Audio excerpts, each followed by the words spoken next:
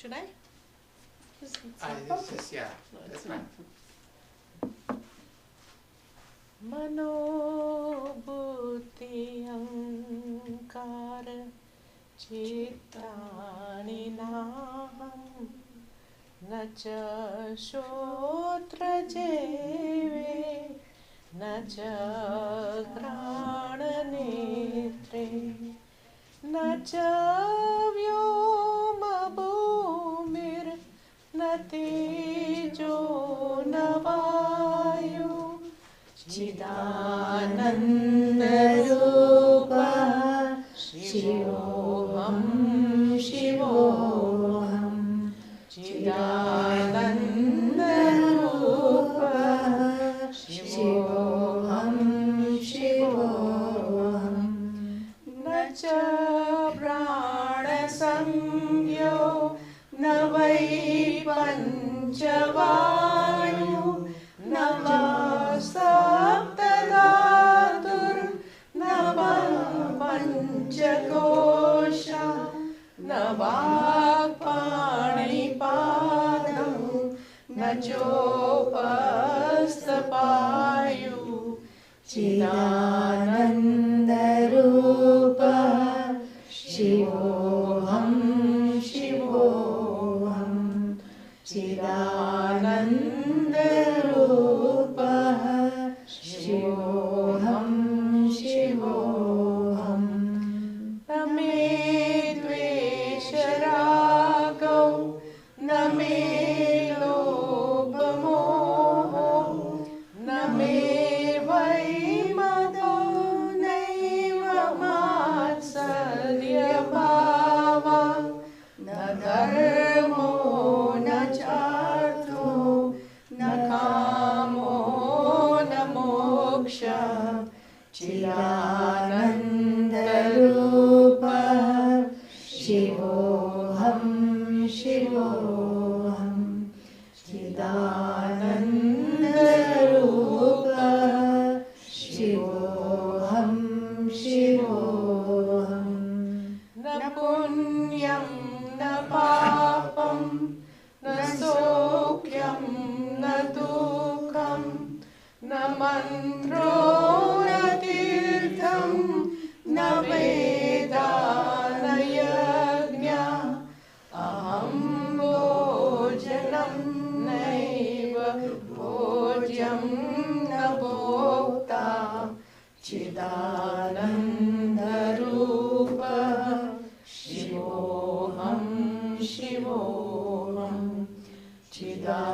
chidananda rupa shivoham shivoham name mrityu shanka name jati beda pita naiva me naiva mata na janma na bandhur na mitram gurur naiva shishya chidananda rupa shivoham shivoham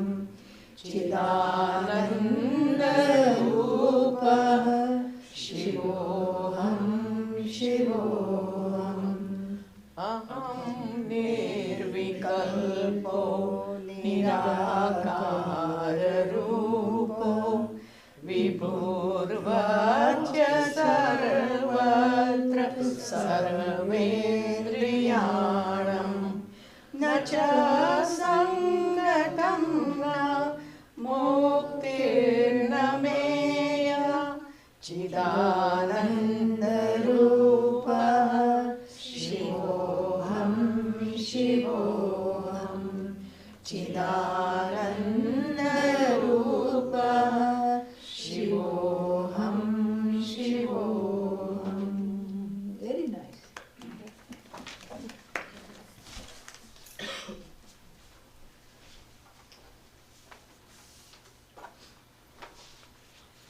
I request the people to come forward so that those that are stuck in traffic and will be coming late don't have to disrupt everyone to come and take their seats. So please come forward. Please.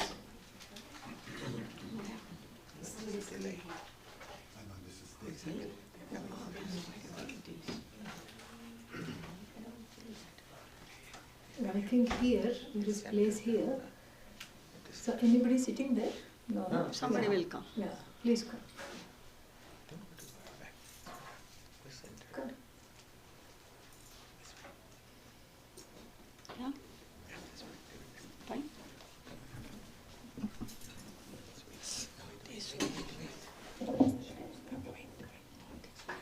Delay.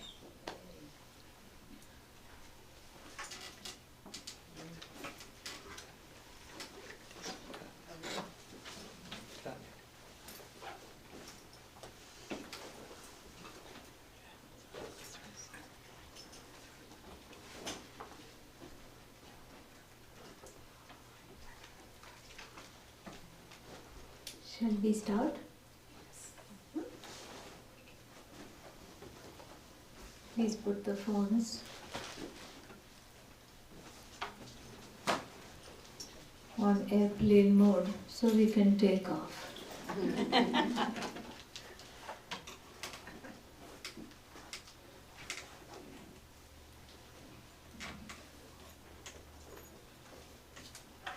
Om Sahana Bhavatu Sahanau Bhunaktu Sahaviryam Karavavahai Tejasvinavadhitamastu ma vidvishavahai. Om Shanti Shanti Shanti. Om Brahma Vidapnoti Param.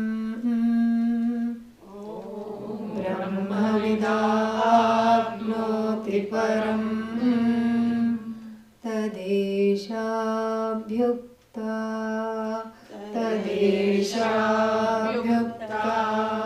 Satyam Jnanam Anantam Brahma. Satyam Jnanam Anantam Brahma. Yo Veda Nihitam Guhayam. Yo Veda Nihitam Guhayam. Parame Vyoman. Parame Vyoman. Soshnute. Soshnute. Sarvan. Sarvan Kamaan Saha. Kamaan Saha. Brahmana Vipaschiteti. Brahmana Vipaschiteti. These are the opening words or the first mantra of the second chapter of what is called the Taittiriya Upanishad. The Taittiriya Upanishad opens with a big bang, and this is what we'll be looking into in a little detail.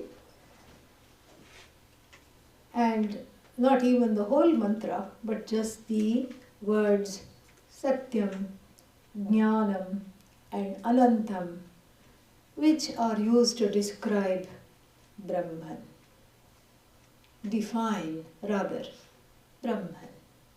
And so we will be looking at that today.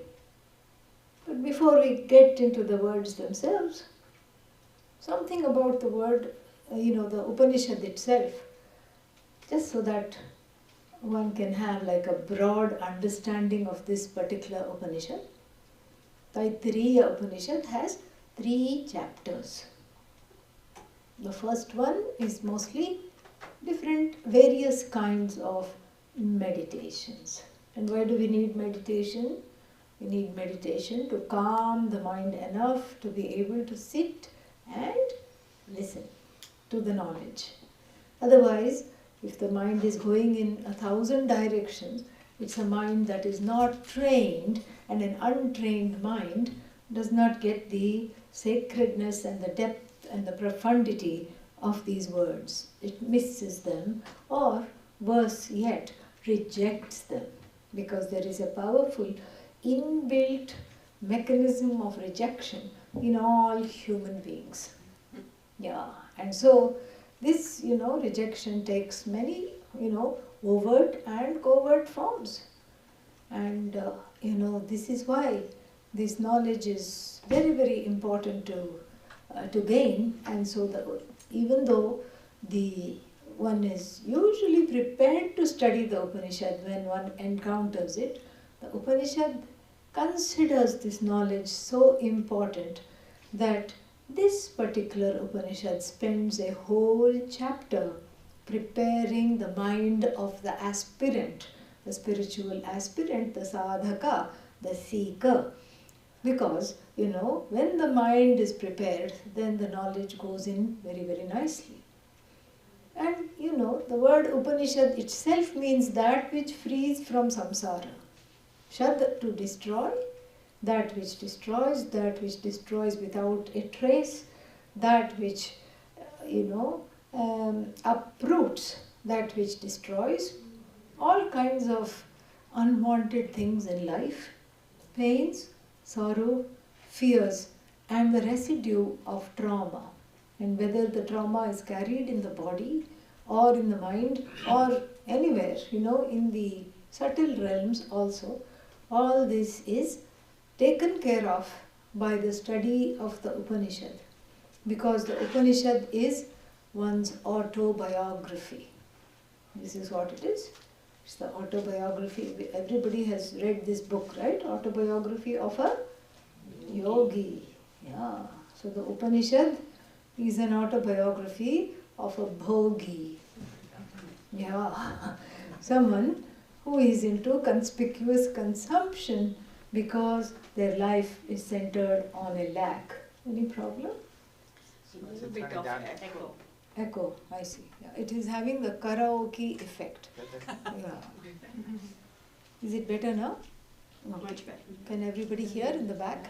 You can hear? Okay. So, this is, this is something, it takes away the residues and the pain and the sorrows from several lifetimes. And in fact, this is the crux of human existence, is sorrow. That's what it is. Sorrow or fear. Fear or sorrow. This is what the whole thing is.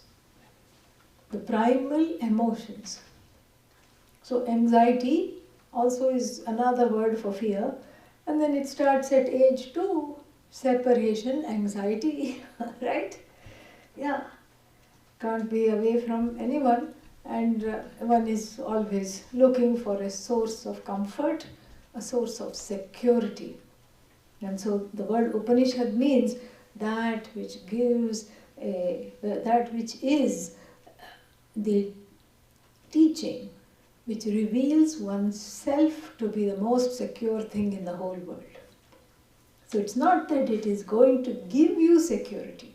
It's going to make you discover. The study of this Upanishad or any Upanishad makes one discover that one is already what one wants to be. One wants to be secure.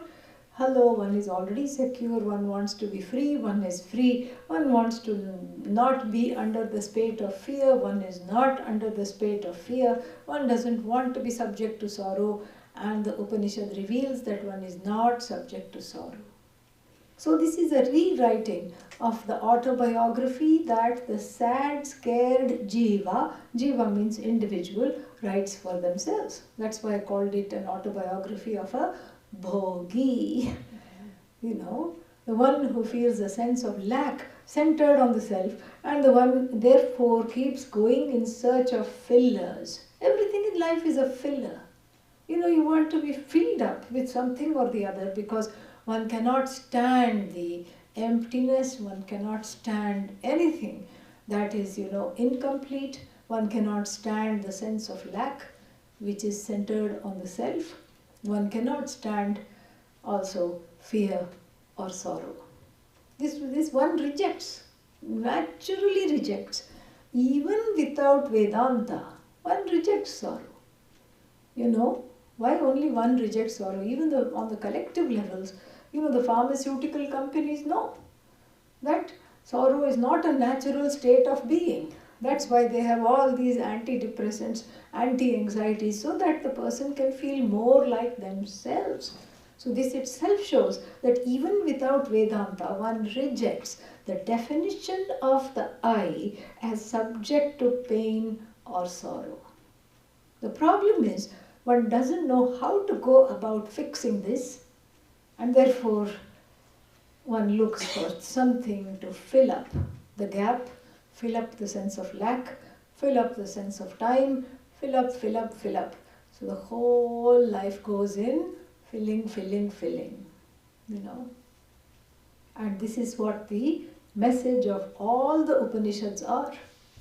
So Shad means to destroy, and once you destroy, it doesn't come back. So the second meaning of Shad is to uproot as it destroys. So the root cause of sorrow, namely one thinking that one is not whole, one not understanding the glory of oneself, is permanently removed in the wake of this knowledge. Then the last meaning of the word Shad is what? Is that which takes you to the truth of yourself. And the Upanishad herself has a word for it, and that word is, Brahman. Brahman means big. How big? This word big is very funny. If I say, please look at this big mustard seed. Is it mustard seed big? Or is it mountain big? Because the word big already is an adjective. It's adjectival to that which is being described. Correct? So, but here, Brahman just means brihat, big. In fact, Brahman, the word is from the root verb brihi vriddhau, that which is big. So, how big is Brahman? Mustard seed big, golf ball big, softball big, football big, watermelon big, mountain big, galaxy big, black hole big, universe big. How big is Brahman? And that's why, the way in which the word is crafted grammatically, it gives the sense of being big without any limits. Because here the word big is used as a noun rather than an adjective. Very ingenious. So when you say, look at this big, you look for what is the object that is qualifying big. There should be an object, right? But here, the word big itself is the substantive. You see? So the adjective, by a very strange mechanism, very interesting mechanism, has been made into a noun. And this shows us also the ingenious pedagogy of Vedanta, which teaches things, that can otherwise not be taught, because the whole of Vedanta is full of paradoxes. You make a big difference. Here there is a guru sitting behind an orange tablecloth, and then there is the shishya, student, sitting on the other side of this tablecloth, table, whatever. And and then what is the shishya studying? How to be one with everything. That is already a paradox, correct? And then there are so many such paradoxes, and those paradoxes, show that Vedanta is not something that can be captured. The subject matter of Vedanta is you, and you are not captured by the mind, by the intellect. It is beyond the mind and intellect. So if it is beyond the mind and intellect, what are we doing here? We should go home. We should go home. Why did we come here? After a long day of work, we should not have even come, because it is beyond the mind. The same Taittiriya Upanishad is going to tell. It's beyond the mind, beyond the intellect. yato vacho nivartante apraapya manasa saha, where the mind beats a sad little retreat along with its good-for-nothing friend, the speech. Yes. Both of them went, I'm going to capture Brahman. And they are friends because the mind says, I will think about it, and then you write about it. You are the microphone, speech. You articulate my thoughts. And they both skipped along and went hand in hand because, then they thought that they will have a nice, and they were a little hasty. They called the press and had a photo op all arranged, and then they were all standing there with their microphones, the press, to write about all this, and the photographers were clicking the photos, and then they could not get this Brahman. Why? Because they were looking for themselves. They were looking for the one who was looking. They were looking for the looker. They were trying to infer the inferer. They were trying to catch the catcher. They were trying to hear the hearer. They were trying to see the seer. They were trying to hug the hugger, How naturally they failed. And all this was caught on, Brahman cam. Yeah.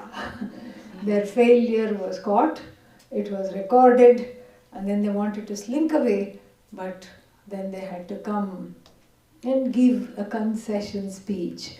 This Brahman is beyond the mind said, and this Brahman is also beyond the speech, vak or speech said. So that means you can't know about Brahman at all. What are we doing here? Well, there is some good news because it is you. Are you known or unknown? No? Then what are you doing here?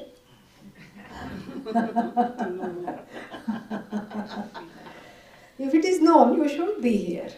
But here you are. Okay, let's try the other answer. No, I am unknown. The moment you say I am unknown, you are advertising that you know yourself, that you know that you exist. So this is yet another paradox. Here is this I that is subject to this funny business. Are you here? If I say, of course you will invariably say yes, unless you are already asleep, in which case you are forgiven. But, if you are here, and if I say, do you exist? What will you say? Yes, I'm here. I'm here.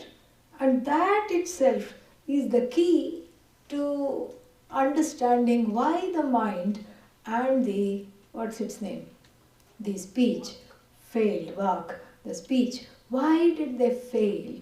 They failed because they thought they were describing an object. They thought it would be nice to have one more thing under their belt. Describe an object which nobody has been able to describe before.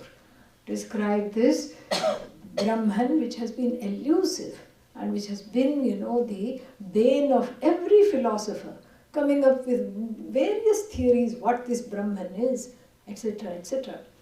And so they thought that they would just hone in on this Brahman and then describe it in such a way that one could categorize and catalog Brahman. Let's say, how many types of Brahman are there? Oh, there's only one. Oh, okay, doesn't matter. This one special Brahman, what are its characteristics? Does it have hands? No. Apanipadam. Does it have legs? No. See above. And then apanipadam means no hands, no legs. Does it have, sense organs? Nirindriyaha. No sense organs. So is it like me? No. Yes and no. It is you, but it is not like anything that you can categorize as you.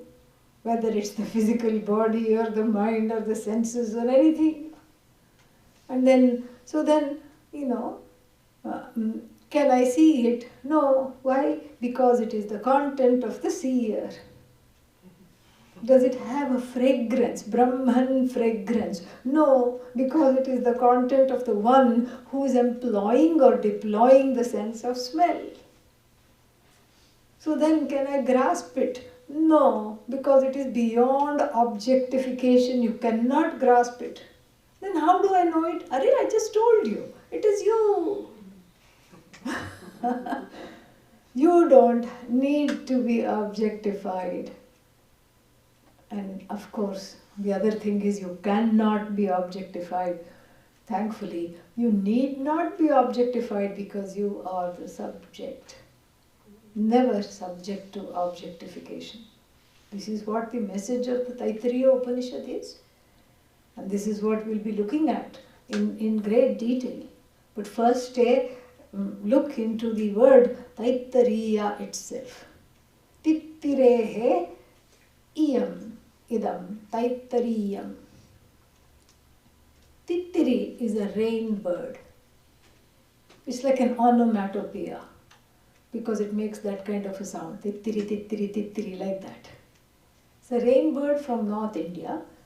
And these birds were sitting in a tree and having a conversation amongst themselves. And if anyone from the modern contemporary times were sitting under that tree, listening to the cheep cheep of the birds, and they would just come away with thinking, oh, what a nice song they are singing. But who happened to be sitting there was a sage, a rishi. Rishi means a sage. Rishati janati iti rishihi. So an ancient sage who understood the words of the birds differently. So if we had been there, we would have thought they are saying what? Cheep, cheep, cheep, cheep. And what he heard was Brahma vida apnoti param, bird number 1. Tadesha abhyukta, bird number 2. Satyam Gyanam Anantam Brahma, bird number 3. You see now? Yeah. Amazing. This is what he heard, and that is why, that is what he understood. And this goes to show that the Upanishad is deliberately and proudly and shamelessly authorless. Because the whole tradition doesn't have a founder.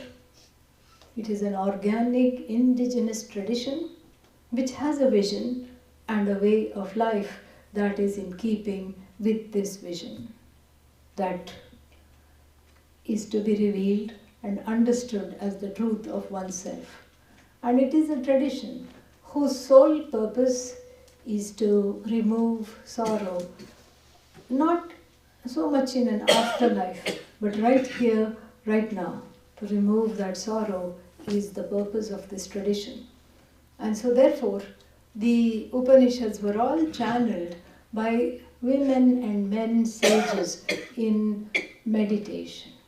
They were all in meditation and they were able to understand like this, the hiss of a snake, the birds chirping of the birds, cheep cheep of the birds, and then what else? The roar of a lion, the flight of a crane. All this gave them insights because it was a time where the boundaries were not so rigid because their hearts were open and prepared.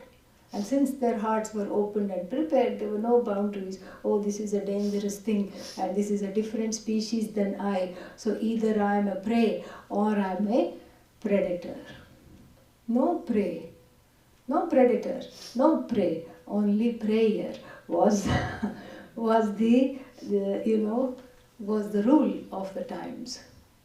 And so, therefore, this Upanishad is a very special Upanishad because it is come to us from very ancient times in a very beautiful, with a beautiful story in an ancient way. And in the tradition, it's an important Upanishad. Like I said, the first chapter is all about internal preparation to remove, to suspend, to heal trauma, to heal strong preferences, strong prejudices, without which what? This knowledge cannot be, assimilated. And then the second chapter is an unfoldment of this vision of oneself as deliriously joyful and free of all sorrow. And how this is so. And the third chapter is talking about Ishvara. Ishvara means this Brahman, along with the name, form and function of being the creator of the universe. Same word, Brahman. So Brahman is seen from the standpoint of one's own awareness, which is free of all limitations. And that same Brahman, seen from the standpoint of the universal laws and the one who is the maker of these laws, who is manifest as the laws themselves, that is, Ishvara, God. So the third chapter is how to understand this and how to be how to gain this twofold understanding of Brahman. This is what is needed for liberation. Liberation from what we call samsara, a continuous, a continuous reproduction of pain, sorrow, fear, etc. All this. And so this is what the whole thing is. And it starts with a very nice, very nice, you can hear as we chanted the various cadences of the opening mantra. We will just look at the meaning. Brahmavit, it's like I said, it's a big bang. No introduction, no warming up. It begins with the purpose and the, what happens when you know Brahman. So it begins with the conclusion, actually. So the thesis statement is very, very powerful. And then it says, Brahmavit, the knower of Brahman, apnoti, apnoti means gains. The knower of Brahman gains param. What is param? Ultimate. The absolute, the ultimate. And here when we say ultimate, we are not talking of frisbee. Okay? Yeah, there is one ultimate frisbee. I don't know why they call it that, but this is not what the Upanishad is referring to. Ultimate means what the sum total, the absolute end of human, the purpose of human existence and what one really wants is the ultimate. Because the ultimate want is that want fulfilling which there is nothing more to want. That is what is called ultimate. Because this life of, being a desiring person is actually very undesirable. Because constantly one is plagued by wants. I want this. Okay, have it. I can't. This is what is life. One person came to me, I'm sick of my job. And I'm sick of my spouse. I said, okay, leave the job. No, I can't. I have to get another job. No, it's just too boring. I have to work so hard and it's not easy. All right, do it prayerfully. Make peace with it. No, I just can't do that. You don't know how the job situation is like. You don't know my boss. You go to work one day and then you will see. And what do you have to do anyway? You're a sannyasi. You don't have a job and you don't have a spouse. And you just go to people's houses and eat. You just go for bhiksha.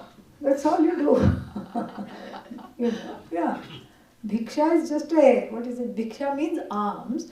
Bhiksha is just a glorified word for lunch. Everyone else has lunch. I have bhiksha. That's all it is. It's just funny. And so this is what it is. You just go to people's houses, you do all kinds of things, you have a good time. You eat and talk, that's all you do. And what do you know? You don't know about my job. I said, okay, then okay, if you can't do it prayerfully, I think better to leave it, find something else. Oh, you don't know how hard it is. You don't have any idea of the workforce. And then besides, my spouse will not allow me to do this. And that's another thing, I can't get along with the spouse. I said, okay, leave the marriage. No, I can't leave the marriage. All right, go and have a discussion and see how to be in the marriage. No, I don't think I can do that.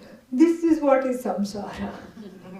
This is exactly samsara, where one feels trapped, caught, and constantly victimized. And it's okay if one is trapped, caught, and victimized for 10 minutes or 15 minutes or half an hour. But this is lifetime after lifetime after lifetime if one subscribes to this whole, what is that called?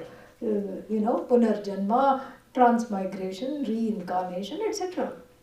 It's huge. It's very, very big. And so this is what it is. So one, the whole thing I said about having fillers in the beginning is very important, because one tries to have some kind of a band-aid approach into this whole thing, like a band-aid, how to sort of, somehow keep everything, the status quo together, because the status quo is a funny mixture of what? Mostly things I don't want, but a few things that I want. This is what the whole thing is. And therefore, how to retain the things that I want, get more things that I want, and then keep at bay the things that I do not want, and weep over the things I cannot have, becomes the crux of one's existence. This is why the Upanishad says, knowing Brahman, the knower of Brahman, gains the ultimate. Gaining which there is nothing more to want, there is nothing more to gain, there is no striving, there is no striving to get rid of things that one doesn't want, like old age, grey hair, what else, wrinkles, so many things that one wants to get rid of. No need to think about that, because one knows that that which is Brahman transcends this body, mind, sense complex. We'll see that in a bit, so we don't have to strive to give up anything. And then on the other side, one doesn't have to strive to try to gain something or the other. This is the big bang of the messages. And what is the message here? Brahmavid apnoti param. The knower of Brahman gains absolutely the ultimate. Then of course the question asks, what is the question? Nobody asks what is the ultimate. Because one knows, instinctively one knows. Happiness, limitlessness, fearlessness, sorrow-free, sorrowlessness. All these things are called the ultimate. I know that. So nobody asks what is the ultimate.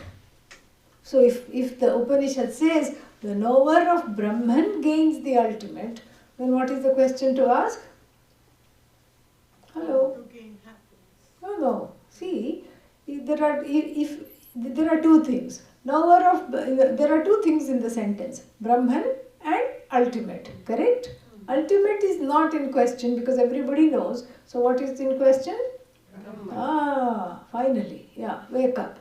So this is what the whole thing is. So ultimate one knows. One has, of course, some other definition and meaning of their own idea of ultimate. If I have this, it will be the ultimate. If I get this in life, it will be the ultimate. If I can get rid of this chronic illness, that would be the ultimate. But look, underneath the various definitions and desires connecting or concerning the ultimate, there is a single thing. And what is that? I want to stop being a wanting person. That's really what it is. Underneath all wants is to stop struggling to want something or the other, to fill up something or the other. That is what it is. Or you can say, I want to be happy, but that happiness itself means what? Freedom from want is happiness. That's really what it is. I want to be free of being a complaining individual. So then the question comes, what is this ultimate? There is an akanksha, a curiosity. Brahmavida apnoti param. Oh, kim tad brahma. What is this Brahman? Oh, there is a Brahman. Where is that? What is that? Gaining which everything is as well as gained. Knowing which everything is as well as known, as good as known. I want that. And then Brahman is defined very ingeniously with the help of 3 words, which we'll come back and look at. Satyam, Gyanam and Anantam. That is what is Brahman. It's not a description. It is a definition. And it's not like the words Satyam, Gyanam, Anantam. Don't worry about what they mean right now. We'll come back to it. They are not, like blue, yellow, red, some kind of a, adjective. They are, definition, defining words, or rather we should say indicatory words that show us, that reveal the nature of Brahman as none other than the truth of oneself. And then the Upanishad quotes another Upanishad. What else will it quote? One primary source will only have to quote another primary source. Tat esha rik abhyukta. This was said in the Rig Veda, says the Yajurveda. Tad esha abhyukta. It was said. And what was said? Because this was, like a quotation. Satyam jnanam anantam brahma. Oh, all I have to do is know Satyam, Jnanam, Anantam as Brahman, and then I'm free of sorrow. Well, there is a little bit of a fine print. Okay, what is the fine print? Yo Veda Nihitam Guhayam. The one who knows this Brahman not as an object, because remember, our friends, who were they? The mind and speech. They failed. So, who knows Brahman as themselves, as the truth of themselves, who takes the definition of Satyam, Jnanam, Anantam as their own definition. And then, that's why it says, Yo Veda Nihitam Guhayam, who knows this in the cave of the intellect, Guha. And the intellect, dear friends, is really like a cave because nothing goes in. It's like, yeah.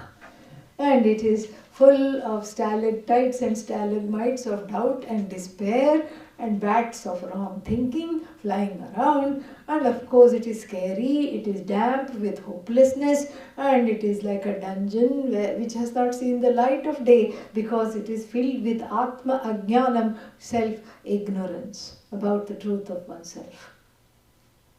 And right there, the Lord, the Goddess are sitting. Right there. But, one cannot see them. Why? Because one doesn't have a cell phone, no flashlight. Yeah. The flashlight is the light of knowledge. This knowledge. That what I'm looking for is already there. But some deep forest, it's like a forest. Little pruning has to take place. Little mental preparation.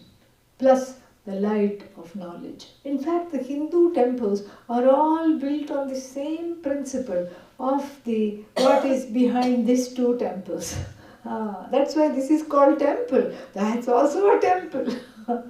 So you go into that temple and then you go through certain courtyards, and then you go inside. There is this sanctum, and then this is like a South Indian temple where a lot of authentic Vedic temples are still in India today, and you will not find any of these no lighting, and you don't have to worry about entering because these are very popular temples. People behind you will make sure you enter. You just pushed in, you just go along with the flow, literally.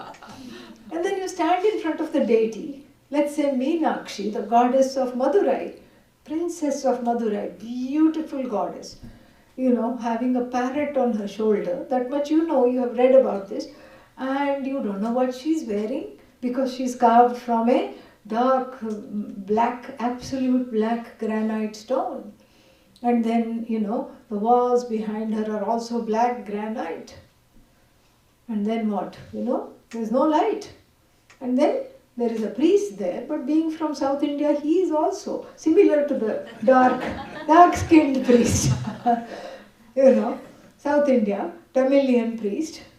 And then you don't see anybody there.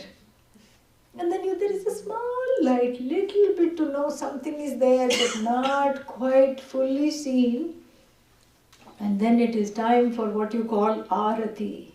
This flaming camphor lamp, and always camphor is used, In Berkeley, right now we are having a, what is that called?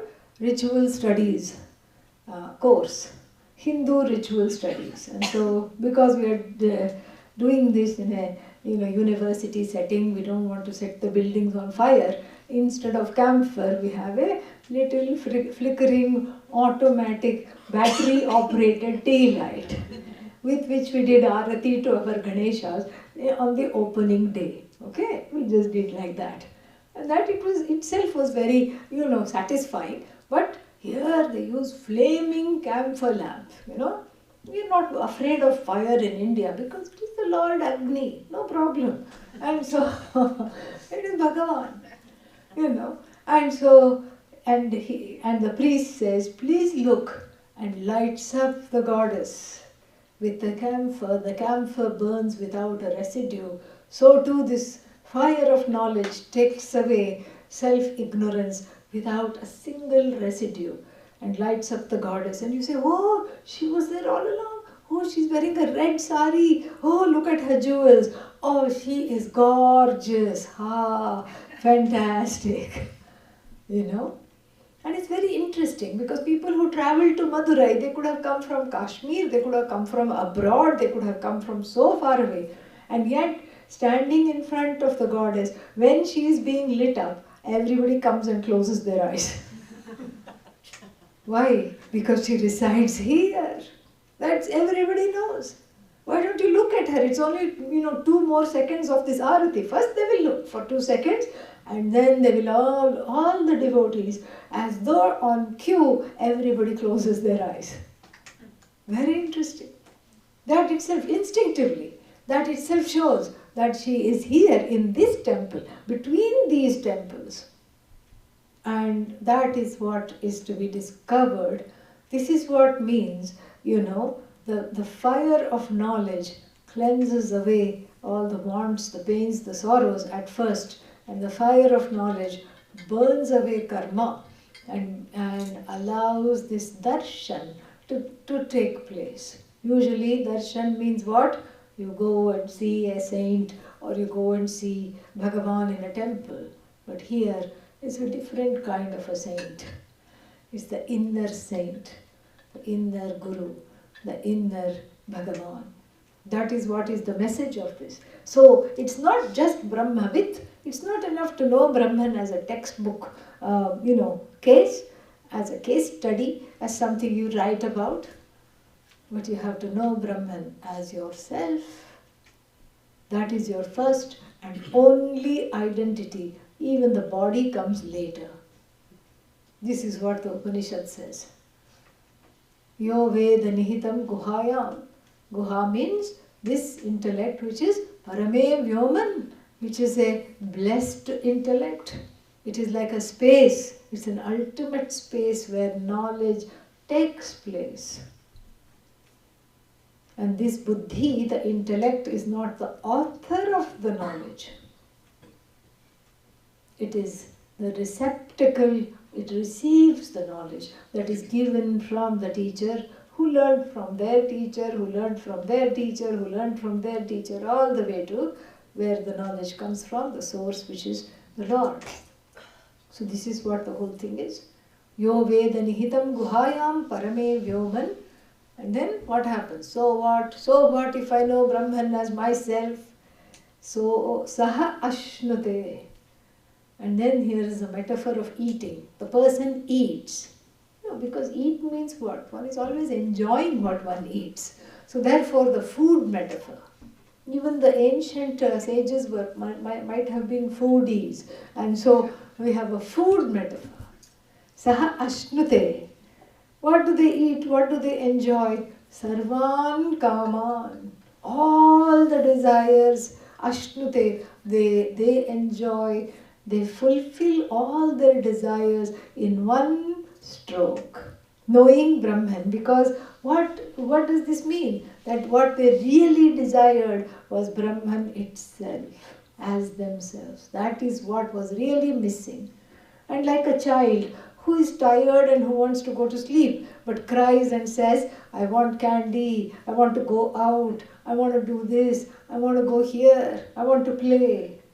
But the mother knows, you know. And what does the mother know? The mother knows that the child is just, tired or hungry, needs to go to bed. And similarly, the Upanishad knows, even though you say, I want candy, I want another job, I want another spouse, I want this, I want that, the Upanishad knows that this is not really what you want. What you want is this understanding that you are the whole, there is nothing other than you. So Saha Ashnute Sarvan Kaman. Brahmana Saha. Brahmana Saha means in the form of Brahman, which is everything, enjoys all the desires, all the objects of desire, because there is nothing other than you. So everything is you. What you want, you are already joined with because it's you. You thought, I like this object and it is far away from me. I like this house but I can't afford it. I like this car but it is too much money. But then what? It is you. It is, you never feel away from anything that you love. You never feel like you need a distance from anything you hate because it's all you. This is what the whole thing is. Very, very beautiful.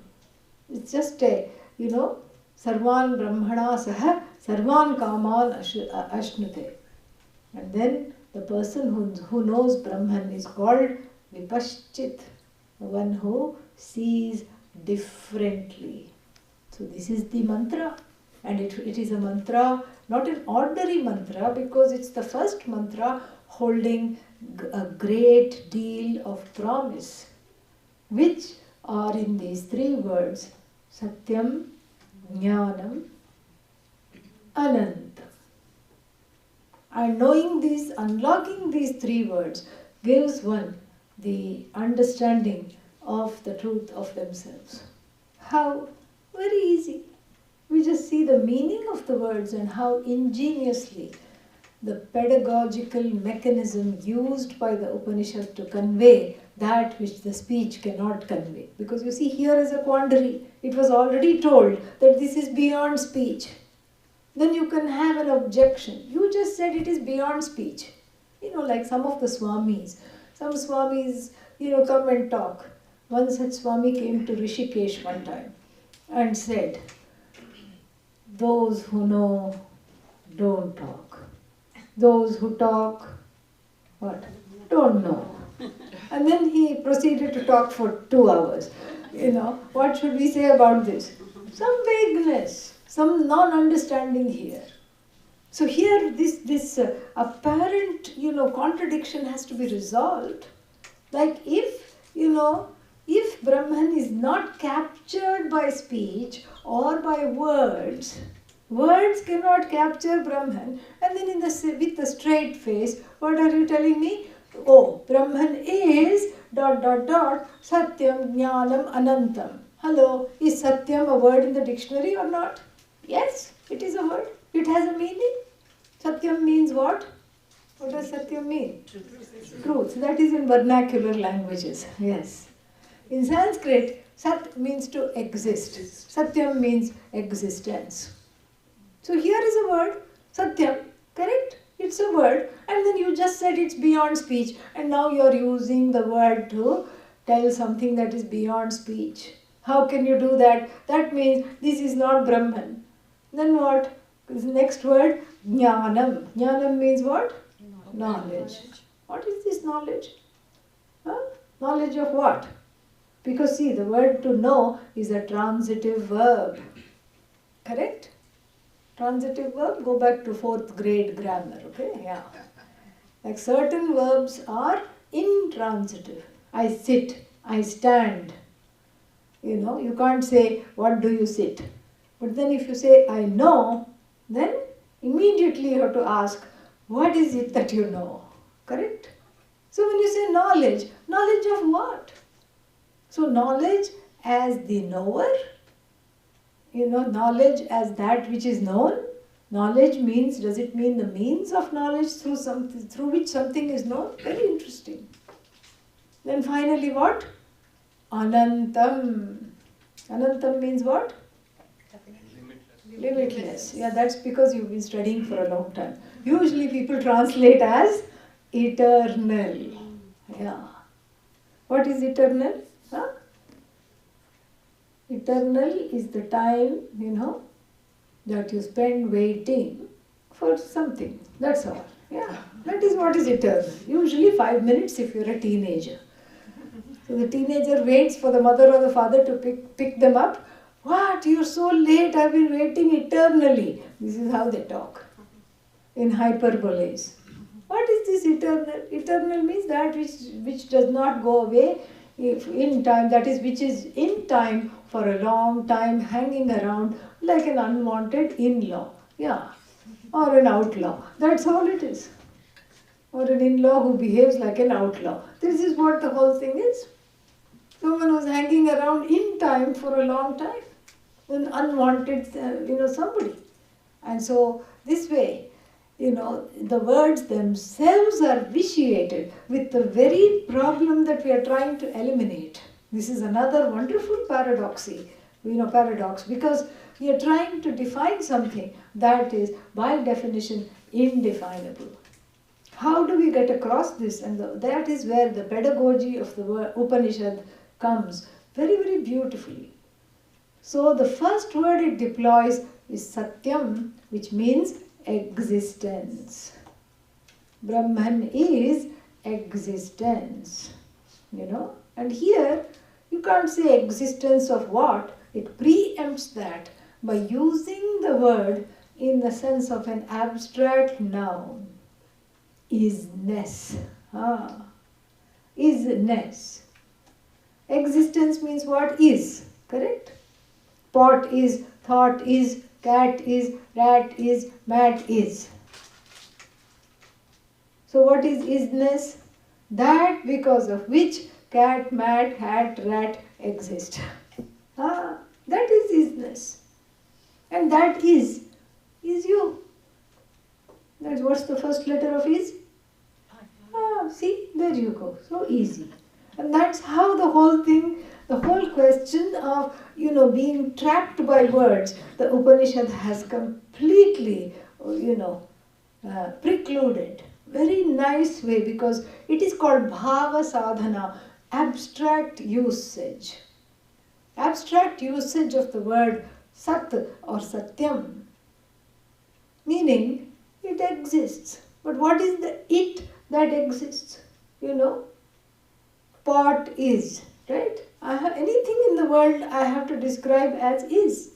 Pot is any object. The basic thing that it enjoys is existence. Pot is, hat is, chair is, microphone is, table is, body in the room is, many bodies in the room, are, but again that is. Now the question is, what when that thing, that object to which I point with the word is, goes away? Like even, what is this? King coconut water. Okay? Yeah. King coconut water disappears. Glug, glug, glug. Finished. And then what? Gone. Does the is go? No. But what do you mean the is does not go, but the coconut water has gone? Because now I'm still constrained to use the word is to describe the gone coconut water, as in coconut water is gone. Ah, coconut water is but gone. Where? It's enjoying oneness with the stomach. Yeah, Advaita. So it is experiencing a limitless oneness with the stomach. So meaning what it is, even to use the word it is absence, I have to use the word presence to describe the absence. Absence of coconut water is. You see, it's an is that never becomes was. And there is only one thing that always is, that never becomes was. What is that? You. Are you here now? Yep. Now? Now? Yes. Now? Now? Yes. Is. And that is you in the form, not, when we talk about is, we are not talking about anything finite. Very interesting now. When you talk about is, it's an is that never comes to an end. And it has no beginning. This is where we bring in the Chandogya Upanishad. Sadeva Somya idamagre asit ekameva dvitiyam. Sat alone was, O Shvetaketu, father of, Shvetaketu, Uddhalaka, turned teacher, tells him that. Sat alone was. What was it? Where was it? Oh, what was it? It was undifferentiated is. Undifferentiated is. And then, now what? Before the Big Bang. Now I'm not talking of the Upanishad, I'm talking of the real Big Bang, okay? So before the Big Bang, and this is why, the Upanishad does not raise red flags in front of the scientists. They're not allergic to the Upanishads. So before the Big Bang, what was there? There was only a presence, and that was an undifferentiated, nameless, formless is. And then what? Even time and space are part of this, that which came out. So then time is, space is, five element is, fire is, water is, space is, all these things. Is. So is doesn't go away. Now what is this is? Body is, mind is, sense is. It has become as though differentiated is. Because the difference is not real, because if the differences were real, they would not go away. And if the differences were unreal, then we would not need to talk about them. But however, they are in that in-between space of these differences, of neither is independently self-standing reality enjoyed by the word Satyam, that which is by itself. That's the only thing that is by itself, and that is you. That's why you don't have to consult the significant other when I ask you, are you here? You don't have to look at your friend. Am I here? I need to give a response. Come on. She's asking, am I here? And if the spouse wants to play with you, I think I saw you at home, So that never happens. You may want to consult your significant other for many reasons, but not to answer the question, are you here? Or in other words, do you exist? No, you don't have to do that at all, because it immediately, you are, and that is what the is. That Sat is, because that Sat is a self-standing Sat. And all the other objects that this Sat occupies and animates is what? Leans on that Sat for their very existence. So if you say, if you remove the Sat, then what? The name and form comes crashing down. You cannot remove the Sat, but the Sat and, what is that? The Sat and the things that it populates, what is, is belong to two different orders of reality. This is what one has to understand. Sat is Sat, and then everything is Sat.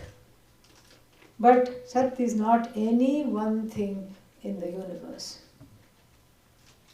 Sat is not anything at all. Sat is Sat. And so, what is this thing that it animates? It is a dependent reality in Sanskrit called Mithya. Mithya is Sat, but Sat is not Mithya. Just like pot, is what? Clay. Is clay pot? No. Pot is clay.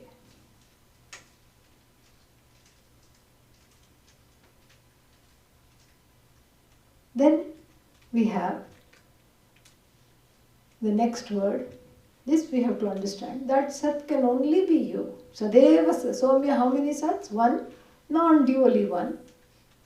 Ekameva Dvitiyam. Then what about all these things? If there is only Sat, then why are there so many different things, beings and animals, flora, fauna, all these things in the universe? Why do they exist?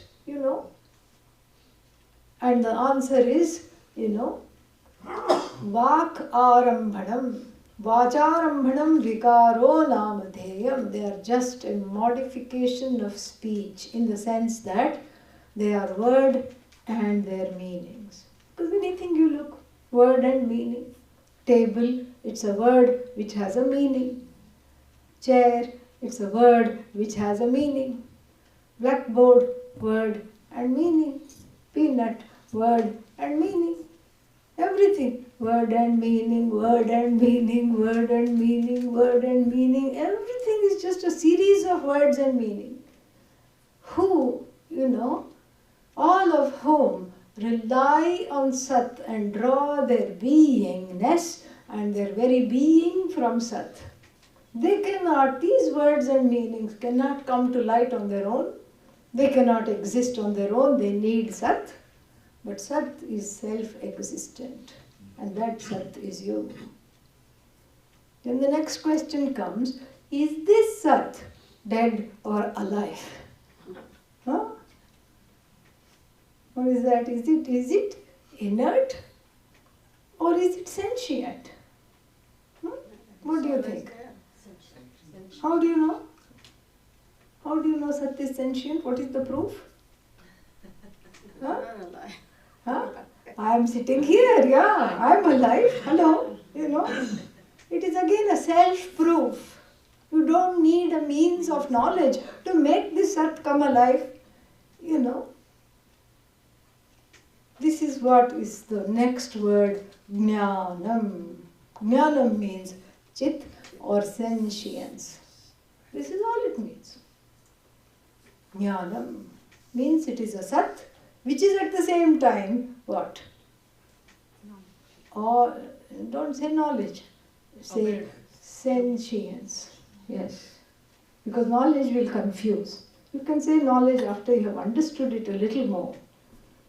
If you say knowledge in the beginning, then we'll have the problem of modern Vedanta books.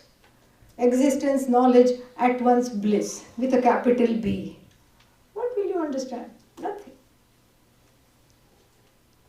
So this is. Sat means is, and that is I. And Gyanam means that is aware of itself and aware of everything else. It knows itself, it knows everything else. Very interesting.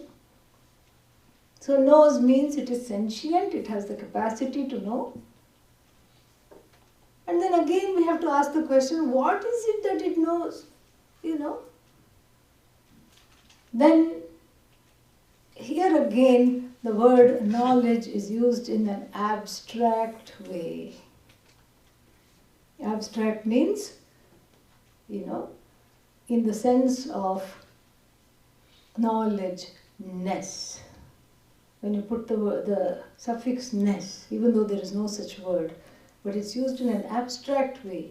How? Very easy to understand this. When we talk about the verb to know, it has the sense of the object of knowledge, like even this drink, coconut water, object of knowledge. I know this bottle of coconut water. Or the subject of knowledge, who is also called knower, I. And then how do I know this coconut water? Because I see it. So here the sight is the means of knowledge.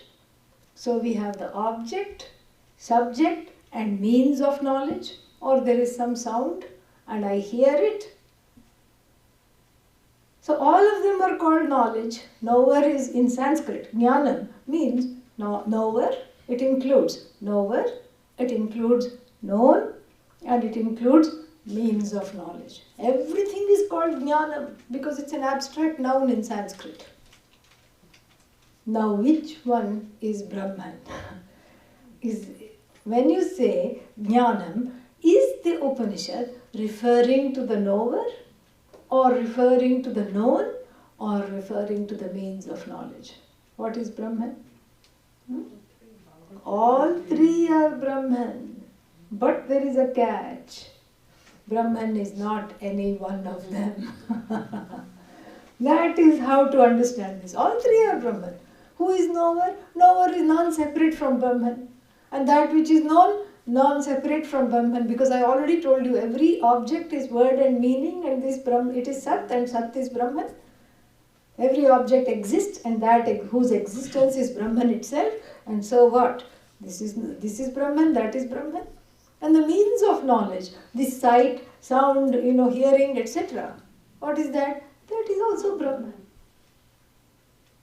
But Brahman now must be very tired because it is the knower. Then it has to rush and go off to here and become the known. And then it has to rush and come back and be the sight, means of knowledge. It must be running around all the time, so tired, poor thing. It must be exhausted and it must be just, spread really thin. No? Why? Anantam, limitlessly Sat, limitlessly existent, limitlessly knowledge, meaning limitlessly the knower, known and means of knowledge all simultaneously without undergoing any change. It upholds everything without becoming any one thing. Like even the ocean upholds many waves at the same time. Let's say there are 3 waves. Wave number 1, is it ocean or not? Yes. Wave number 2 is also ocean. Wave number 3 is also ocean. But the ocean is not any one of those waves. Ocean is ocean. Wave is ocean. Gyanam is Brahman. Brahman is not knowledge of something. It's not the knower. It's not the means of knowledge. It transcends all 3. And what is the meaning of the word transcend? Just like when you say knock on wood. I don't think this is wood, but nonetheless, if the metaphor works, I don't know if this is wood or not. Yeah, it is wood. So knock on wood. See, but I don't know it is wood because we have a covering on it. Touch wood. Yeah. I didn't go outside to hug a tree to say touch wood. Or I didn't have to go to a lumber yard and touch a 2x4. Correct?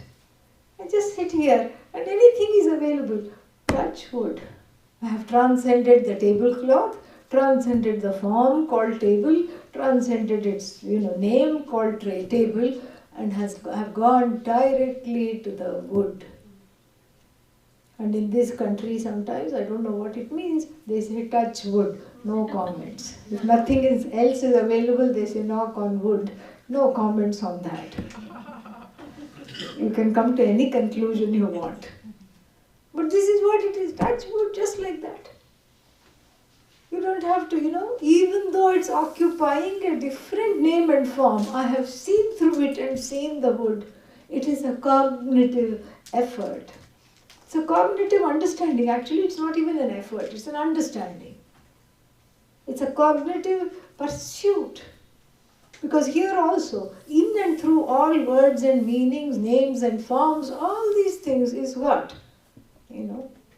Touch wood, touch Brahman. Anything you touch is Brahman. Brahman is untouched by anything. It animates. And that is what is Anantam. Anantam means that which is endless. Antam na vidyate yasya. Because really, it is in keeping with human aspirations. Because what one wants is forever. That's what one wants. In India, you tell somebody, oh, my son got a job or my daughter got a job. They'll say, is it permanent? No, she's on probation for 6 months. Oh, after that, okay, good, she'll become permanent. Nothing is permanent. What do you mean? Even this body is not permanent. But that is what people want. I want that which is forever. That's why even in the 7th marriage, they will be in the vows forever. This is forever. What about the other 6 times? Shh, let's not talk about difficult things right now. You don't want the thing. You want it to last forever means what? You want Anantam. And that Anantam is you. That forever is right here, right now. It's you. No, but I don't want everything to last forever. Yeah, but then, you still want the forever because you want it to be forever gone. Either you want it forever or you want it to be forever gone. Like sickness, disease, death, etc. Death is for the body, not for Brahman. Body just arises from Brahman, is maintained, sustained by Brahman, and then goes back to Brahman. And that, the one who says that and the one who is understanding that is Brahman. So the word Anantam also, what does it do? It just, blows the mind away really, because it is Anantam Sat, Anantam Gyanam. It is, knowledge that is unqualified by known means of knowledge, any kind of divisions. It's an existence unqualified by endings. It's an endless. That's why we have the word limitless, limitlessness. That is what is the forever. And that, if there is such a thing called limitless, it has to include you. It cannot be limitless after you excluding yourself. And it should be uncreated. That's why Anantam. Anadi, Anantam, no beginning, no end. That which simply is. And that is you. That's all it is. So this is what Brahman is. Satyam, Gyanam, Anantam. And Adi Shankara in the Bhashya says something very important. Says that please don't take these words as adjectival to Brahman. And he gives a very nice example. He says, like the person who is sitting by the riverside and tells his assistant, hey you, please bring me a big, blue, fragrant lotus, lily. So first he says, bring me a big lily. So the person, goes and says, well, there are many big lilies. Which one do you want? I want the big blue lily. There are many big lilies that are also blue. Which one do you really want? I want the big, blue and fragrant lily. Okay, that clinches it. So the person can bring the right lily back. So if Brahman is like, okay, I want Satyam Brahma. How many Brahmans are there? Hello? I want Gyanam Brahma. Is there a dead Brahman, insentient Brahman? No. I want Anantam Brahma. Is there a finite Brahman? By that I am saying I want the infinite Brahman? Not at all. So therefore, these are not adjectival, even though the mind, this is where the mind and the speech have to be trained to think differently through this ingenious pedagogy of looking at it in an abstract way, using the same words that we know, because otherwise what would you understand if, I just said Brahman was kachapacha. What did you understand? Nothing. So you can't, you have to use the words that are known, remove them. You sterilize the words of their regular meanings which are confined in or limited by space and time, and then you give, you take away their regular meaning and give the meaning in the abstract sense of the word. It's very ingenious. So therefore what? These are not like blue, big, fragrant lily. Because there are many lilies, and that's the work of the adjectives, swajatiyebhyah, vishayebhyah, vyavartakam, visheshanam. So an adjective helps to distinguish things from other things in its own class. So these are not adjectives. Take for instance, words like Dasharathi. What is Dasharathi? Huh? Son of Dasharatha, Dasharathi. How many sons Dasharatha had? 4. So you don't know which one. We just know son of Dasharatha. Kodandapanihi. What is that? What does that mean? The one who is holding a bow called Kodanda. Who is that? Rama. We think. But Bharata could also be holding the bow. Correct? Yeah. Maybe Rama gave Lakshmana or Bharata, one of his brothers, here, hold this, I'm having an itch, I have to scratch myself, here, hold this. So Kodandapani also doesn't cut it. You still don't know which one, correct? Then what? Sitapatihi. Then the husband of Sita. Who is that?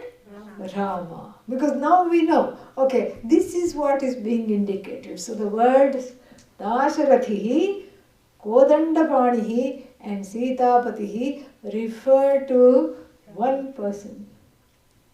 They are not adjectives. Because there are not many Ramas, like Sapad Rama, etc., Foodie Rama, Drama Rama, the one that likes to create drama. There are not many Ramas. There is only one Rama, and these words are just not, not describing, are not adjectival to Rama, they reveal Rama. Each one reveals Rama from a different standpoint, like even the words Satyam, Gyanam, Anantam reveals Brahman from as oneself, because there is no other way to know Brahman. You can't say, first I'll learn Brahman as an object, then I'll slowly understand it as a subject. It will not work.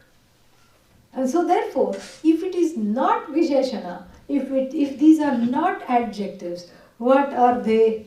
They are Lakshana. Lakshana means like a signpost. Sometimes you go to a national park and you're looking for picnic tables. You don't know where they are. You know they are somewhere and you're tired of holding the food and you want to find the picnic table. Then you see a hand pointing that way. Picnic area. Correct? But so you can't put the food on top of this. the signpost, right? The signpost is an indicator to go that way where you will be united with what? The picnic tables to put all your food and everything that you have brought to enjoy some food together with your friends. So similarly, Lakshana means indicatory words that reveal that which is already familiar as oneself.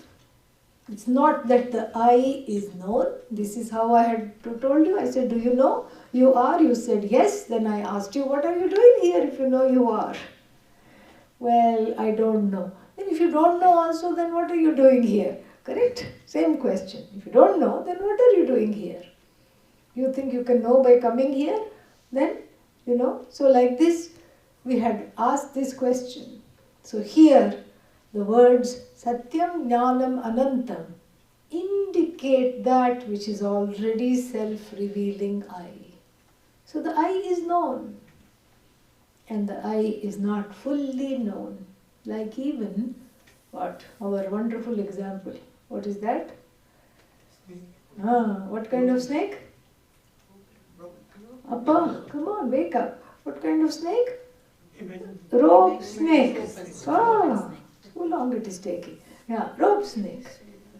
Certain things we should know in Vedanta. 3 things. Then you can impress your friends at parties. Rope snake. What else? Pot clay. Gold ornament. And then as though. So you go to the potluck. Are you hungry? As though. Don't say that, they will not give you anything to eat. But, this is what certain things we should know. This is like our bread and butter. Rope snake. So, the snake, is where? Is in the form of the fear in one's own head. So, can you see a snake on an unknown rope? No, because there is no adhisthana. So how can there be adhyasa, a projection? Can you see the snake on a known rope? No, because you know it as a rope. How can you see a snake? You cannot unsee the rope. So then when does the rope become a sitting duck to project a snake? A partially known rope.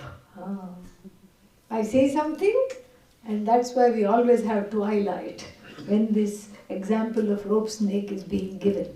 Because I see something, it is there, and then it has 3 bends, and then it is lying there. And then one has a fear of snakes. And what does one say? Eek, snake. And then of course one also has the cell phone, which one whips out. Why cell phone? You're going to call the snake? No. Hello, are you snake? No. Then why cell phone? Flashlight, yeah. Because these are all modern yantras that one has. And so, you shine the light on the so-called snake and then say, oh, this was just a rope, correct? Now the very important question is, where is the snake go? Where did the snake go? Did it go and slither away this side or that side? Or is it hiding under the grass? Where did the snake go? Where did it go? Nowhere?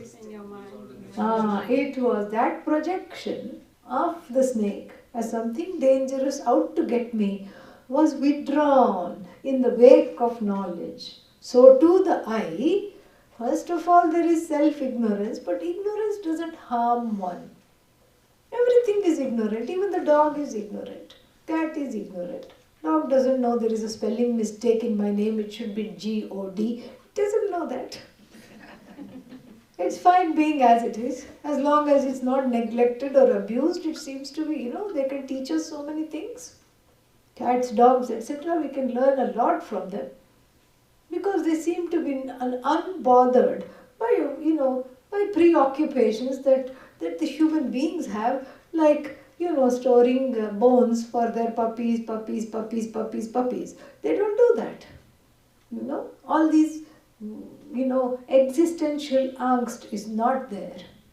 And so the reason the human being is troubled by self-ignorance is because there is wrong grasping, wrong understanding of oneself. Just like the rope is misperceived and it's not totally unrecognized. It is wrongly recognized, wrongly understood. So too the eye. Because there is no flashlight. And the flashlight is the Taittiriya Upanishad. It is what it shines and dispels the conclusion of the I as useless, hopeless, helpless, victimized, hurt, subject to guilt. And the same Upanishad is going to say later. Kimaham papam akaravam, kimaham sadhu nakaravam.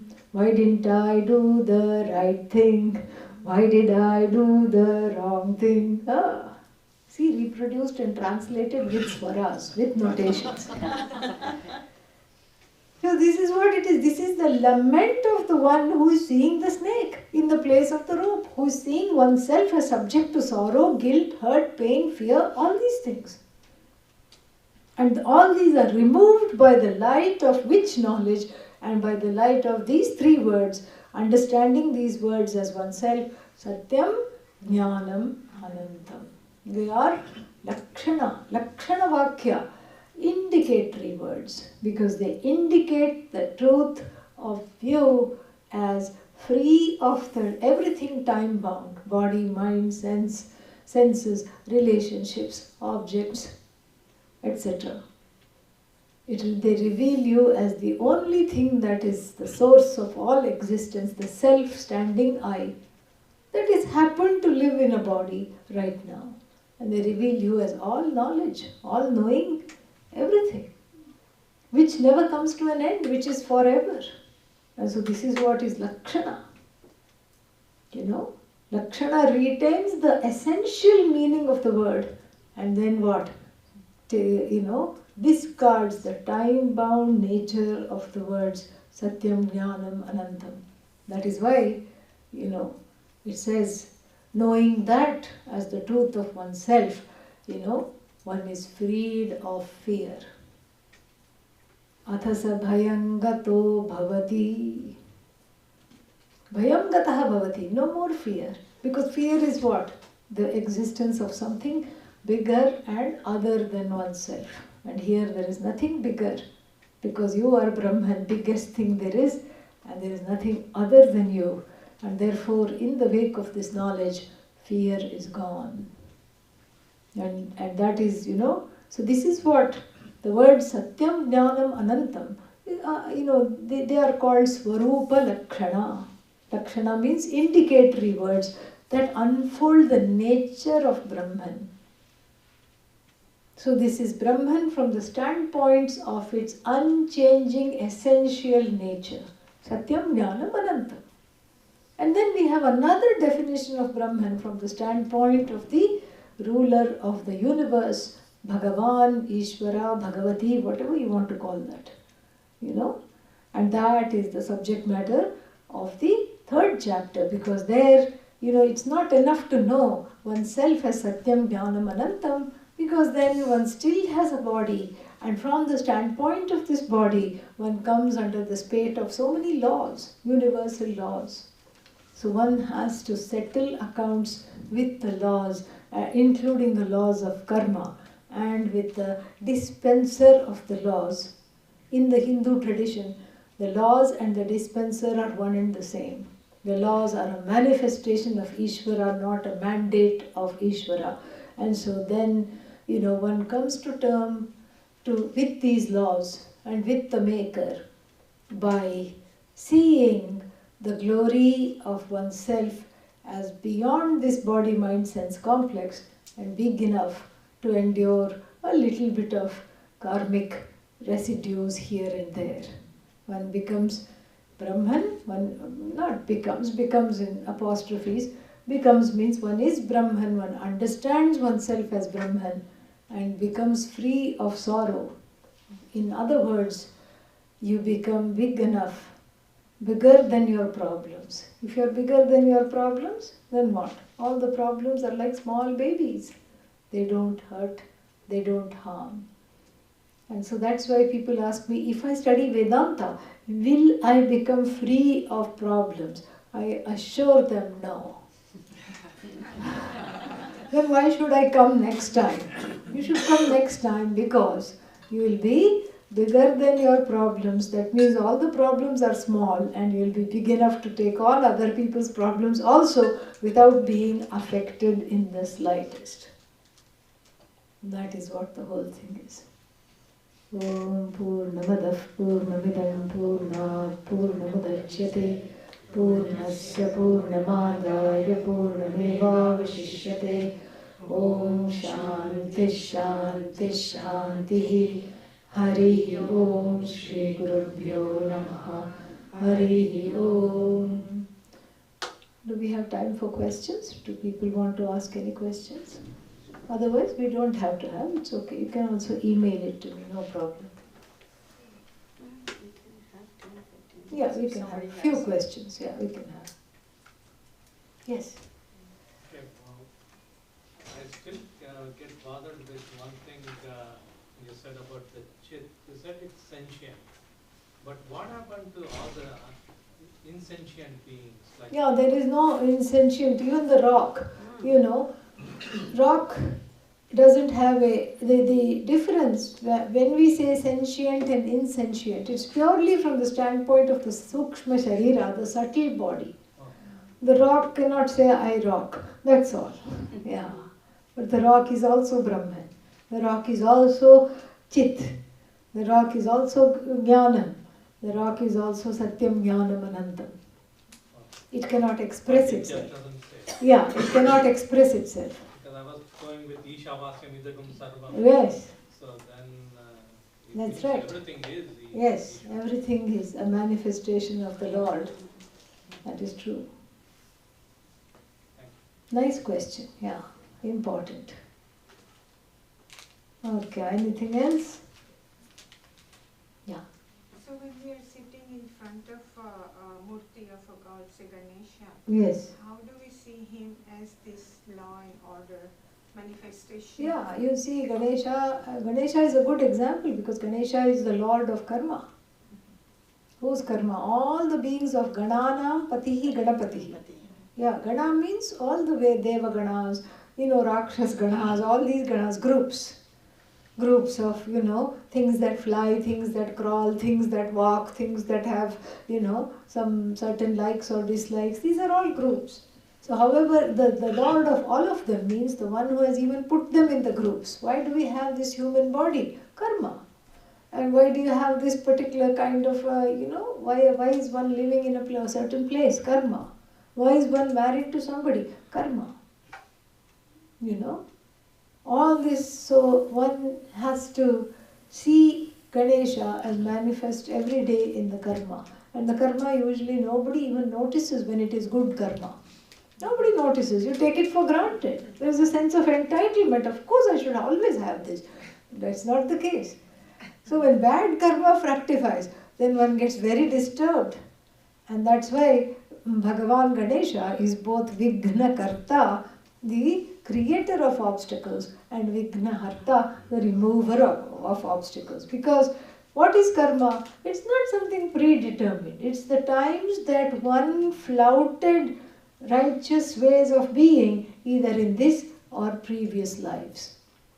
So therefore, if one, subscribes to the understanding or whatever the belief in previous life, so then what happens? So then karma is, accountable, where one is held accountable for that, one has to pay up.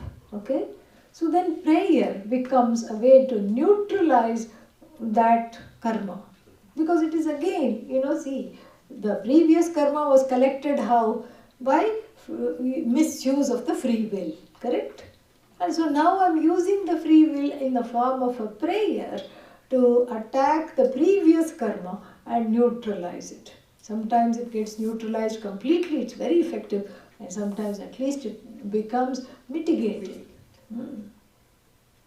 If not, it doesn't go away completely, it is there. So Ganesha is a very good way of, just because each time some karma comes out, you can say, Om Ganeshaya Namaha, one karma gone, one karma less to deal with. This is how we look at it. So how are these karmas of each individual person or life saved? And Saved? Our karma Yeah, they are saved. Yeah, it's a mysterious bank account. Yeah, that's why it is Gupta ji. Gupta ji, the original Gupta ji. Yeah. Gupta means hidden. The original accountant. He keeps track. This is Bhagavan in the form of the one who keeps track of karma. So it's saved in an invisible account, even though it's your account. You don't know what all is there.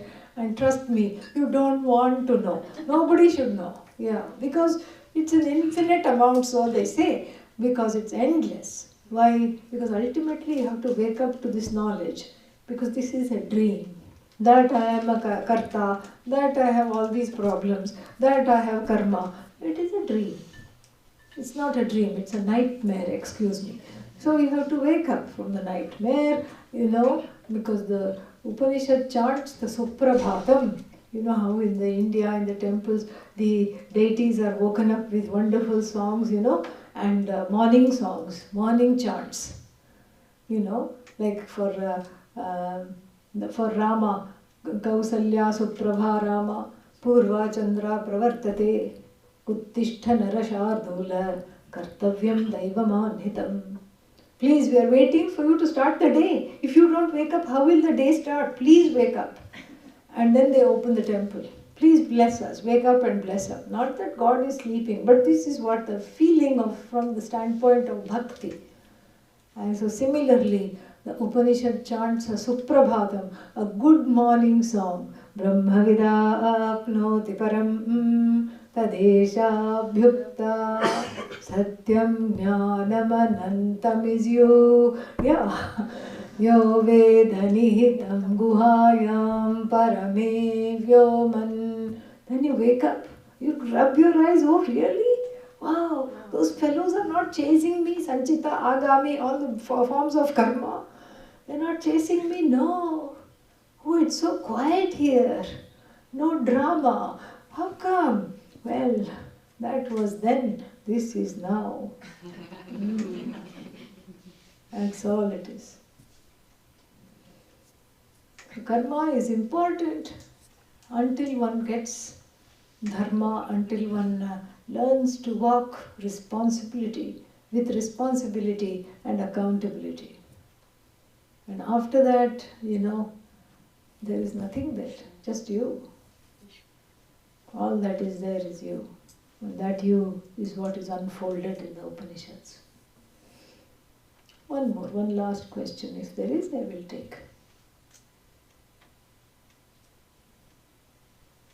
Okay, go home. Om Tat Sat.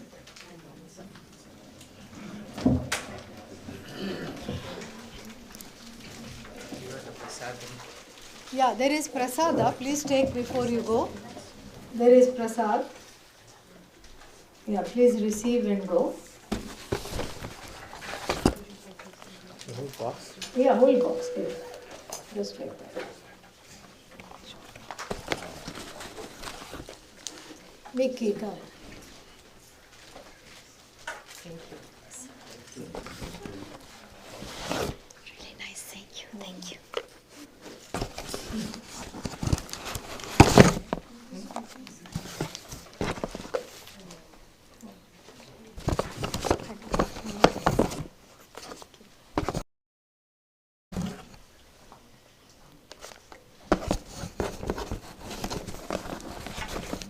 Would you like a photo with anybody?